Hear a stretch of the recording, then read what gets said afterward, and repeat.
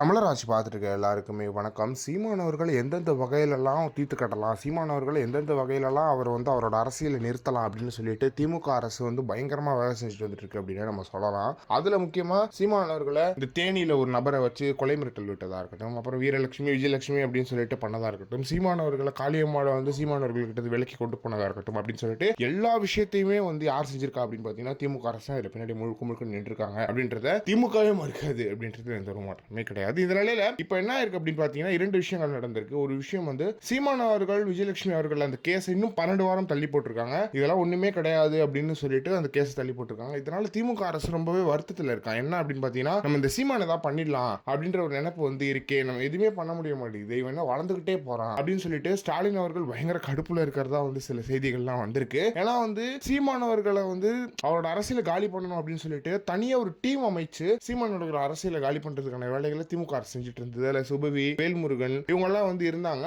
நாம் தமிழர் கட்சியில நிறைய பேர் அவங்க இழுத்து போட்டுக்கிட்டாங்க அப்படின்றது நம்ம எல்லாருக்குமே தெரியும். இந்த நிலையில இதெல்லாம் பண்ண முடியாம தவிச்சு போயிருக்கிற திமுக அரசு இப்ப என்ன பண்றதுனே தெரியாம இருக்காங்க அப்படின்றது முக்கியமான செய்தியா இருக்கு. இவன் ஏதாவது பண்ணணும், ஆனா இவன் எதுவுமே பண்ண முடியல அப்படின்ற கொலை கடுப்புல இருக்காங்க. எனவே இது ரொம்ப முக்கியமா இருக்கு. இந்த மாதிரியான சில விஷயங்கள் சீமானவர்களை நீங்க ஒரு அரசியல வளர விடாம பண்றது இருக்கு இல்லையா, அது கேவலமா இருக்கு. ஏன் அப்படி பண்ணணும்? நீங்க உங்க அரசியல் வளர்க்குறீங்க. திமுக வளர்ந்த காலத்துல எதிர்க்க ஆளே இல்லாத போது திமுக அழகா வளர்ந்துட்டு போயிடுச்சு. ஆனா இன்னைக்கு நாம் தமிழர் கட்சி வளரும் போது திமுக அரசு இவ்வளவு பெருசா வளர்ந்துகிட்டு சீமானவர்களை எதிர்க்கிறது ஏத்துக்கவே முடியாது ஒண்ணா இருக்கு இல்லையா? இதை பத்தி நீங்க என்ன நினைக்கிறீங்க அப்படின்றது மறக்காம சொல்லுங்க.